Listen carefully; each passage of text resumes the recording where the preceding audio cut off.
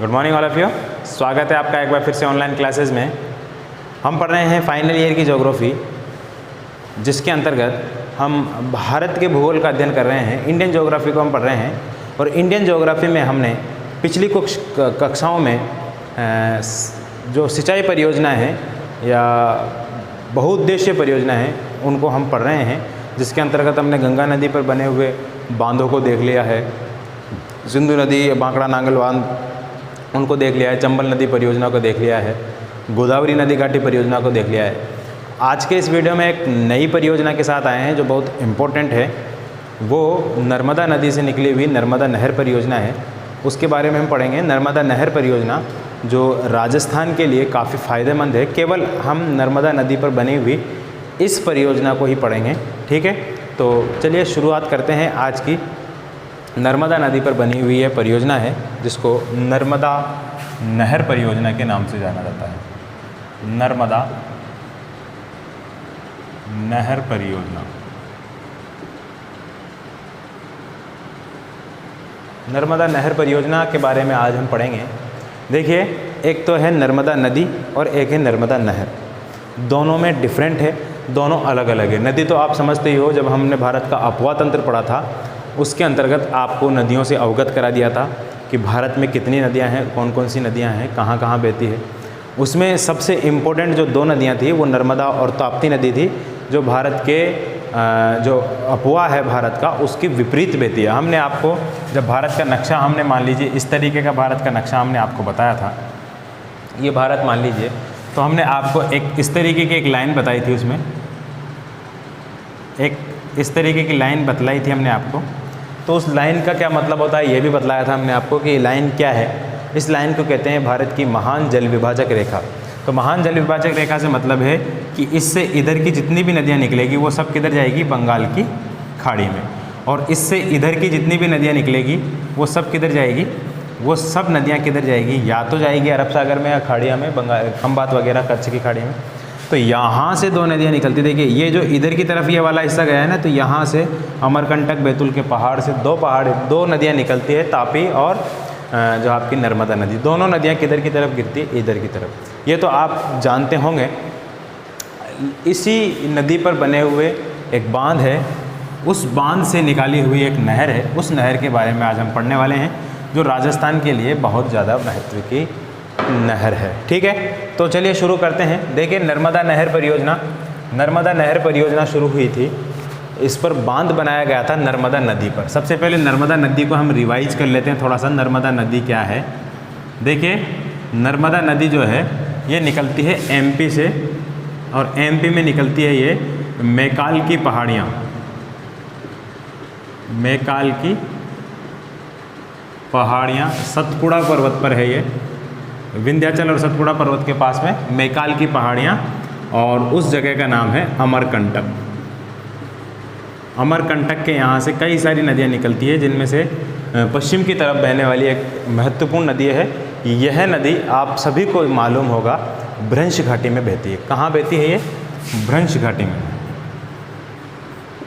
भ्रंश घाटी यानी कि इस नदी से जो पानी निकलता है वो नदी का पानी किसी मैदान में नहीं जाता, जबकि दो पहाड़ों के बीच में बहता हुआ समुद्र में चला जाता है। कौन से समुद्र में जाता है? सबसे पहले खाड़ी में जाता है, खंबात की में, फिर अरब सागर में वो खाड़ी मिली हुई है तो उसमें मिल जाता है। इतनी बातें आपको याद होगी, इतनी बातें याद है। इसके ऊपर आपको मालूम है ये अमरकंटक से निकलती है और कहाँ जाती है? खंबात की खाड़ी में। इसके ऊपर जबलपुर में, जबलपुर कहाँ है? जबलपुर है एमपी में, मध्य प्रदेश में, एक बहुत बड़ा भारी शहर है जबलपुर एमपी में। इसके ऊपर एक प्रपात बना हुआ है, धुआंधार जलप्रपात, धुआंधार जलप्रपात। इतना भी आपको मालूम होगा, धुआंधार जलप्रपात इसके ऊपर बना हुआ है। धुआंधार जलप्रपात एमपी में बना हुआ है नर्मदा नदी पर।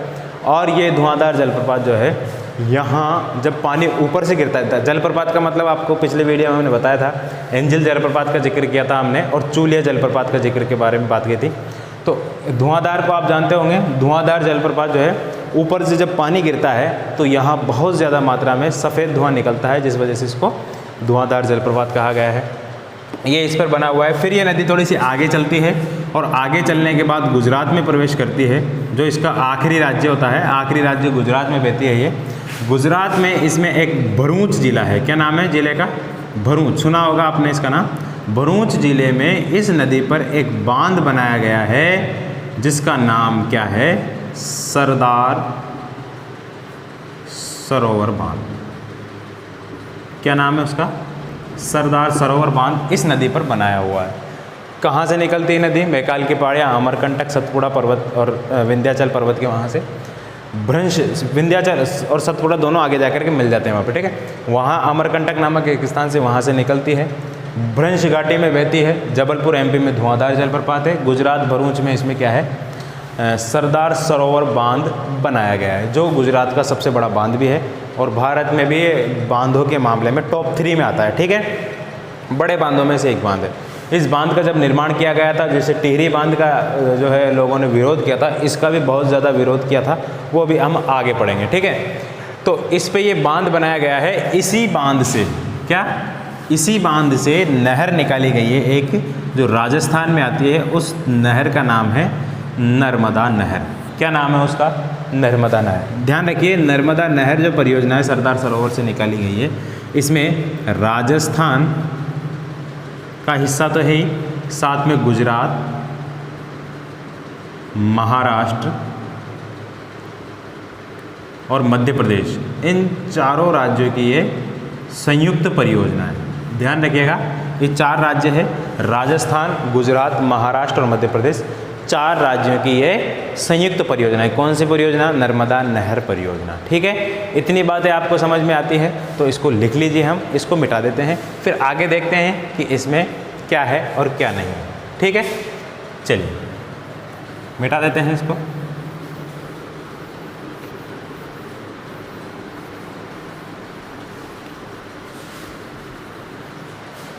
चलो देखिए, जो नर्मदा नहर परियोजना है, नर्मदा नहर परियोजना, इसमें जो सरदार सरोवर बांध बनाया गया था, उस सरदार सरोवर बांध का उद्घाटन 1961 में तत्कालीन प्रधानमंत्री कौन थे? पंडित नेहरू ने किया था, ठीक है ना। इतनी बात आपको याद रखनी है। पंडित नेहरू जो भारत के उस समय के प्रधानमंत्री थे, भारत के पहले प्रधानमंत्री भी कह सकते हैं हम, तो उन्होंने क्या किया था? इस बांध का क्या किया था? शिलान्यास किया था, उद्घाटन किया था, ठीक है। इसके बाद देखते हैं, ये नहर चलती है, ये नहर चली सरदार सरोवर बांध से, सरदार सरोवर बांध, यहाँ से ये नहर चली और नहर चलने के बाद क्या है? आगे चली ये नहर और कहाँ चली है? गुजरात में चल रही है अभी। गुजरात में चलने के बाद ये नहर, गुजरात का आखिरी राज्य पालनपुर है, ठीक है, वहाँ से ये नहर राजस्थान में प्रवेश करेगी, जालोर ज़िले में। कौन सा ज़िला है? जालोर। जालोर ज़िले में ये प्रवेश करेगी और जालोर ज़िले में प्रवेश करने के बाद ये बाड़मेर में प्रवेश करेगी। कहाँ प्रवेश करेगी? बाड़मेर में। 2 ज़िले हैं, जालोर और बाड़मेर, जहाँ 2 ही ज़िलों में ये नदी, ये नहर राजस्थान में आती है। इतनी सी बातें याद रह जाएगी, तो कुछ और बातें हैं जो याद कर लेना आप। 2 ज़िले हैं, जालोर और बाड़मेर। अब देखिए, जब जालोर में जहाँ आती है, जालोर में जहाँ ये नदी नहर प्रवेश करती है राजस्थान में, उस जगह का नाम क्या है? कई बार परीक्षा में पूछ लिया जाता है। उस जगह का नाम है सीलू गांव। क्या नाम है उसका? नाम सीलू गांव और तहसील है सांचौर। सांचौर वही है जिसको राजस्थान का क्या कहते हैं? राजस्थान का क्या कहते हैं भाई? पंजाब। ध्यान रख लीजिएगा, ये बातें आपको मैं एक्स्ट्रा बता रहा हूँ। सीलू गांव सांचौर जालोर ज़िले से ये प्रवेश करती है। जालोर में सांचौर ज़िले को राजस्थान का पंजाब भी कहा जाता है। इतनी सी बात है, इतनी सी बात याद रह जाएगी। 2-4 बातें और याद कर लेना। वो क्या है? देखिए, ये सांचौर से थोड़ी सी आगे चली और सांचौर से आगे जाने के बाद कौन से ज़िले में बहेगी है? बाड़मेर में, ठीक है। बाड़मेर सांचौर के ऊपर ही, सॉरी जालोर के ऊपर ही है। बाड़मेर में जाने के बाद ये नदी जाएगी गुड़ामलानी तक। कहाँ जाएगी? गुड़ामलानी, बाड़मेर में एक तहसील है, वहाँ तक ये नदी जाएगी। गुड़ामलानी में यह नहर जाकर के ख़त्म हो जाएगी और गुड़ामलानी में इस नहर का 0 पॉइंट है, ठीक है। 0 पॉइंट कहते हैं आखिरी बिंदु को, ठीक है। इस नहर का आखिरी बिंदु कहाँ है? गुड़ामलानी तक। यानी कि यह नहर शुरू हुई सरदार सरोवर बांध से, सरदार सरोवर से शुरू हुई, कहाँ आई? जालौर, सांचौर, यहाँ आई, राजस्थान में प्रवेश करी, और यहाँ आने के बाद ये नदी कहाँ गई, ये नहर कहाँ गई? बाड़मेर। बाड़मेर में लास्ट पॉइंट क्या है इसका? गुड़ामलानी। इतनी सी बात याद रह जाएगी। तो एक बात इसके संदर्भ में और याद कर लेना, याद ये करना है कि सांचौर ज़िले में जब ये नहर का पानी आया था तो सबसे पहले कब आया था, ये परीक्षा में पूछ लिया गया है कि सबसे पहले पानी कब छोड़ा गया। तो उस तारीख को भी आपको याद कर लेना है, 18 मार्च 2008, यानी कि लगभग 12 साल हो चुके हैं इस बात को कि इस नहर का पानी इसमें छोड़ा गया। इतनी बातें याद रह जाएगी, बहुत आसान बात है, ज़्यादा कोई मुश्किल है नहीं इसमें बात। क्या बात है देखिए, नर्मदा नहर परियोजना पंडित नेहरू द्वारा सरदार सरोवर बांध का उद्घाटन किया गया था 1961 में। सरदार सरोवर बांध जालौर में पानी, सबसे पहले इसे नहर निकाली गई है। कौन सी नहर है? नर्मदा नहर। जालौर सांचौर में ये आती है। जालौर और बाड़मेर राजस्थान के 2 ज़िले हैं जहाँ ये नहर बहती है। जालौर के सीलू गांव सांचौर में प्रवेश करती है। प्रवेश कब किया था इसने? 18 मार्च 2008 को पानी ने प्रवेश किया था। ठीक है, नहर तो पहले ही बनाई जा चुकी थी। राजस्थान का पंजाब कहते हैं सांचौर को। बाड़मेर गुड़ामलानी तक इसका आखिरी बिंदु है। ठीक है, इतनी बातें याद हो जाएगी। चलिए अब इसकी लंबाई चौड़ाई देख लेते हैं, कितनी क्या है कितनी क्या नहीं है। ठीक है, चलिए इसको मिटा देते हैं हम।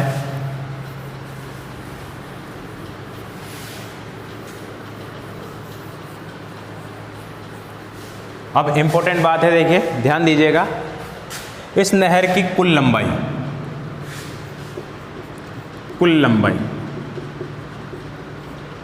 इस नहर की कुल लंबाई है 532 किलोमीटर। यानी कि यह नहर जो है राजस्थान और कहाँ बहती है? गुजरात में। ठीक है, राजस्थान और गुजरात में यह नहर बहती है। राजस्थान और गुजरात दोनों में मिलाकर के कितना बहती है? 532 किलोमीटर। और इम्पोर्टेंट बात अब यह है कि राजस्थान में इस नहर की कुल लंबाई, इस नहर की कुल लंबाई कितनी है? राजस्थान में इस नहर की कुल लंबाई है केवल और केवल 74 किलोमीटर। कितना है? 532 में से केवल 74 किलोमीटर ये नहर राजस्थान में बहती है। अब कहाँ बहती है ये भी देख लेते हैं। 2 जिलों में बहती है ना भाई, एक तो है आपका जालौर में और दूसरा क्या है? बाड़मेर। 2 ही जिलों में बहेगी। अब इन दोनों में देख लेते हैं कितना कितना बहती, दोनों में मिलाकर के कितना है? 74। जालौर में ये नहर की लंबाई है 65 किलोमीटर और बची कुची कितनी है इसमें? 9 किलोमीटर। बात समझ में आ गई? कुल कितनी है? 532।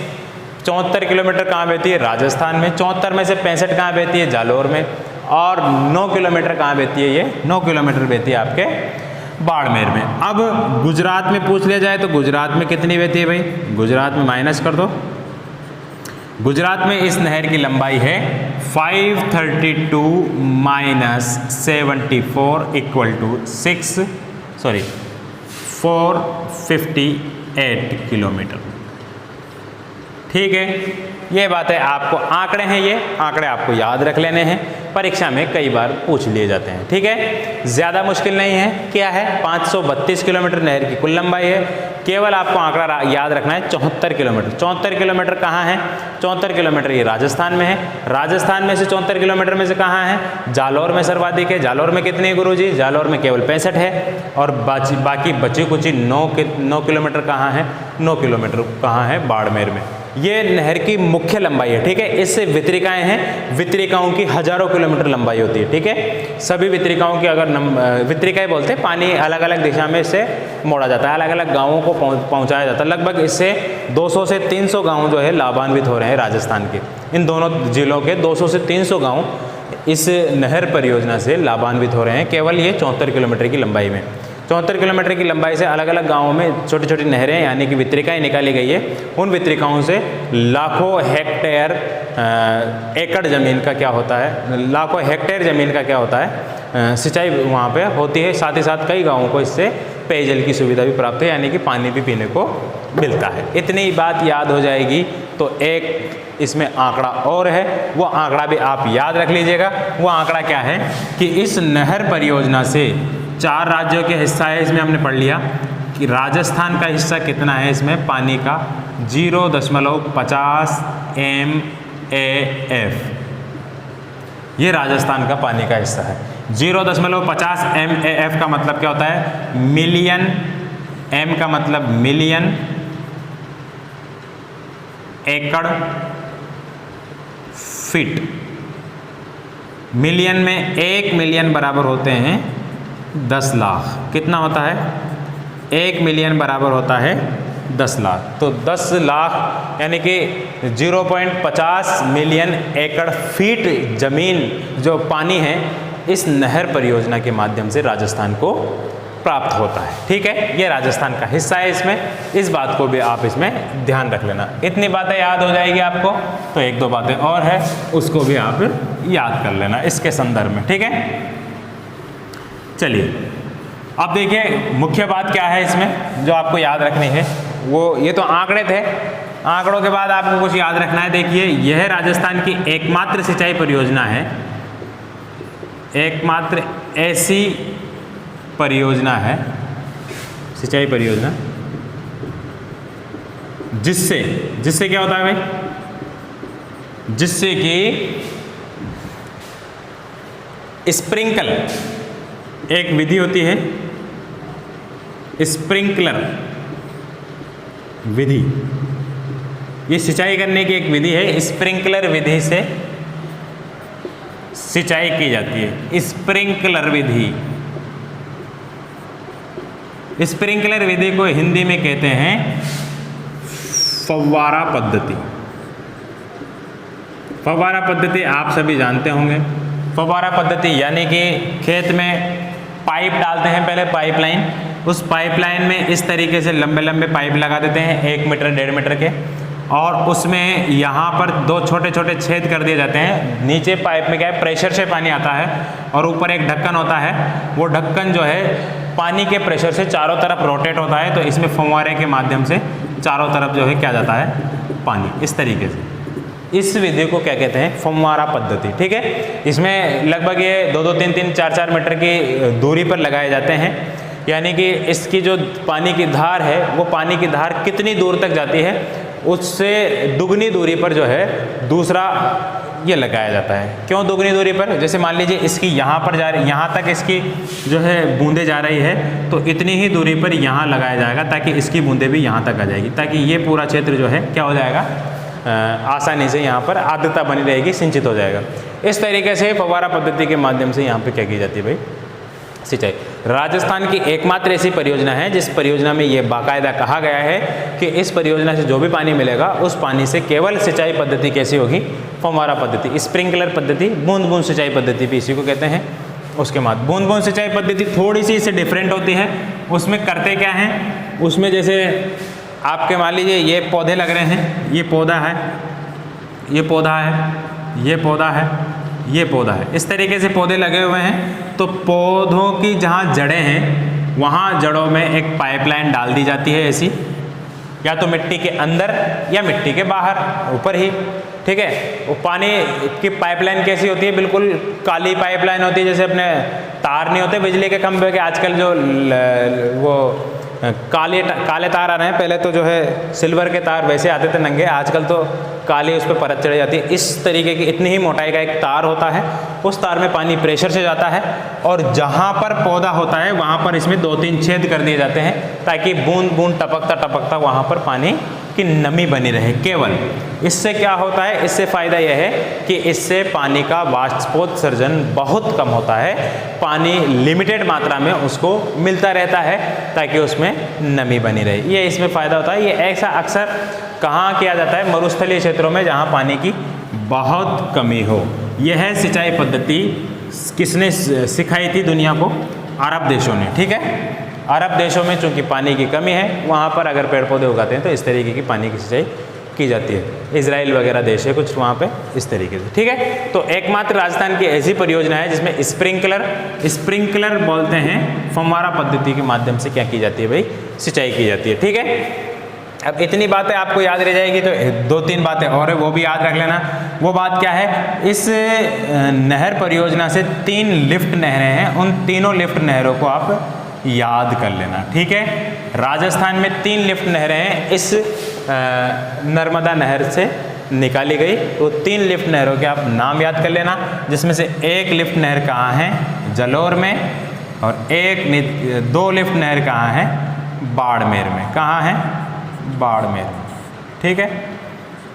जालौर में जो लिफ्ट नहर है उसका नाम तो आपको याद रह जाएगा, क्या है, सांचौर लिफ्ट नहर। बाड़मेर में जो है उस नहर का नाम है भादरेड़ा लिफ्ट नहर। और बाड़मेर में ही एक और है, उसका नाम है पनोरिया। क्या नाम है, पनोरिया लिफ्ट नहर। क्या नाम है, पनोरिया लिफ्ट नहर इसका नाम है। इतनी बातें याद हो जाएगी, ज़्यादा मुश्किल नहीं है। देखिए, एकमात्र ऐसी परियोजना स्प्रिंकलर फव्वारा पद्धति सिंचाई होती है। 3 लिफ्ट नहरें हैं, जालौर में एक सिंचाई सांचौर लिफ्ट नहर है, भादेरड़ा में एक लिफ्ट नहर है, पनोरिया में एक लिफ्ट नहर है, जो दोनों कहाँ हैं, बाड़मेर में। ये बात याद हो जाएगी।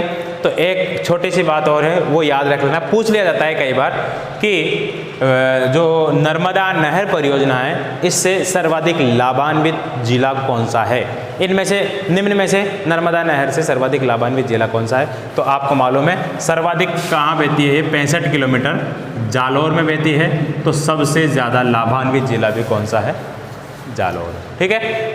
बाड़मेर में इसकी केवल 9 किलोमीटर लंबाई है, तो बाड़मेर में इससे कम लाभ मिलता है।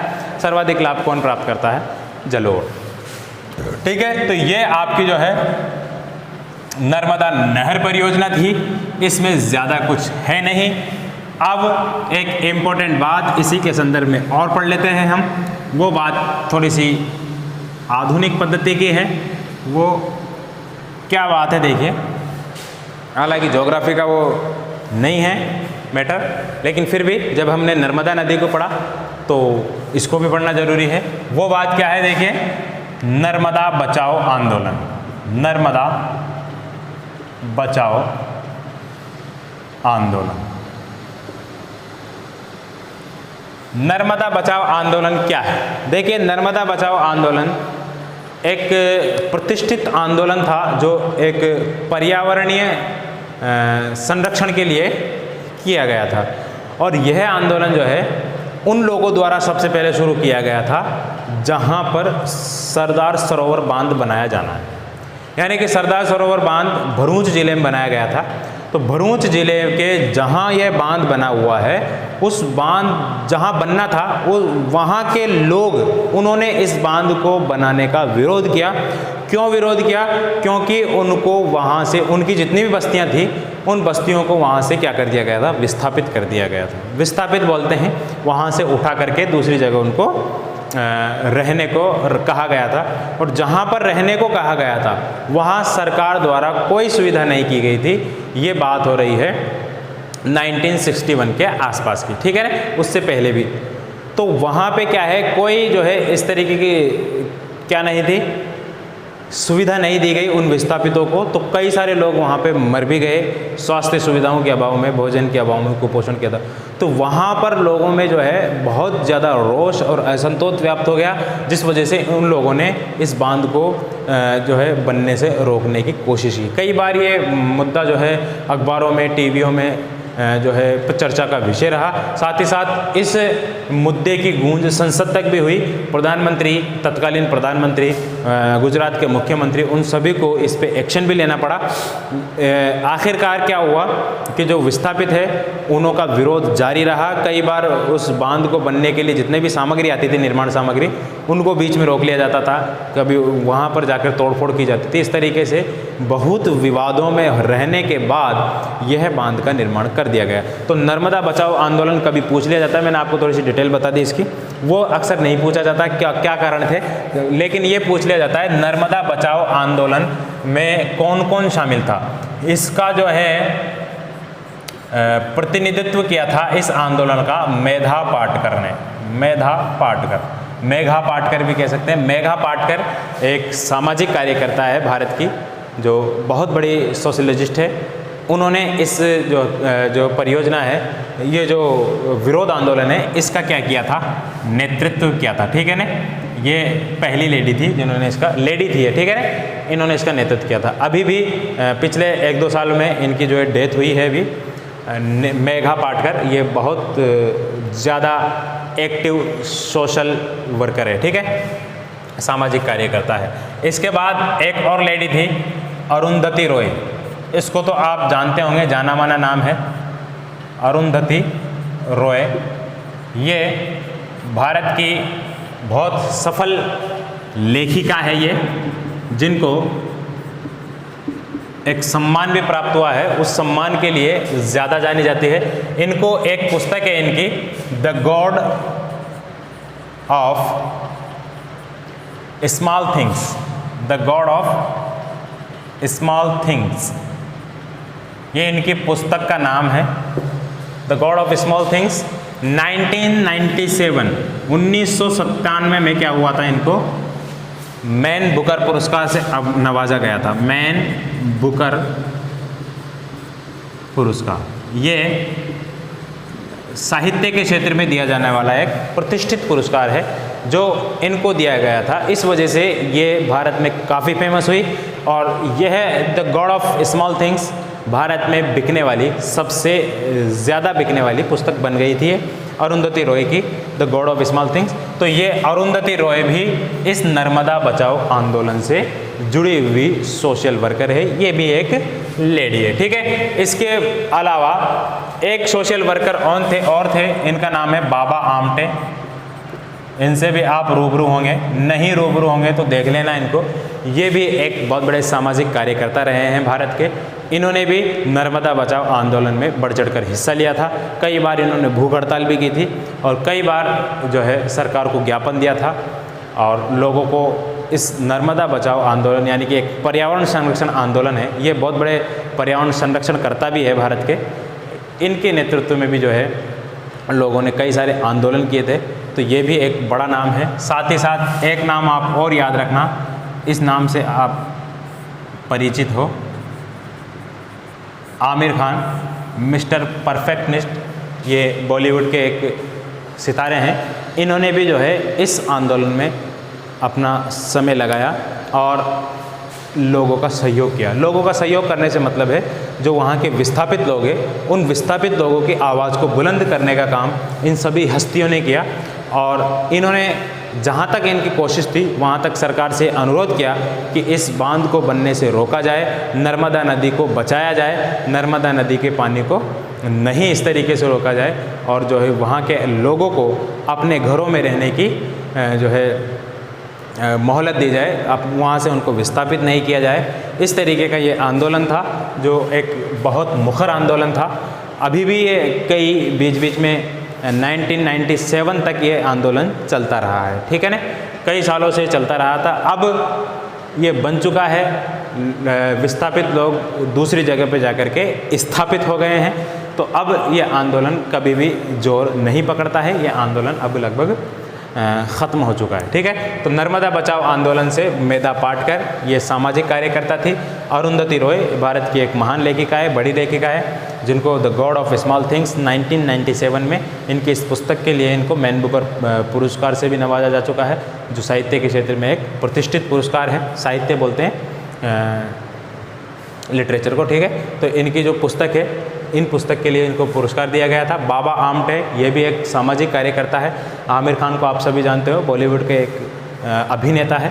इन सभी ने इस आंदोलन में भाग लिया था और भाग लेने के बाद लोगों की भागीदारी को सुनिश्चित किया था। तो उम्मीद है आपको आज ये नर्मदा नहर परियोजना के बारे में जितनी भी बातें बताई गई है वो सब बातें आपको समझ में आई होगी। आप लगातार नोट्स बनाते रहिए। आपकी हो सकता है 1-2 दिन में लाइव क्लासें हम शुरू करें। लाइव क्लासें आप सभी को मालूम होना चाहिए कहाँ शुरू होगी हमारी, ज्योग्राफी विद रहमान।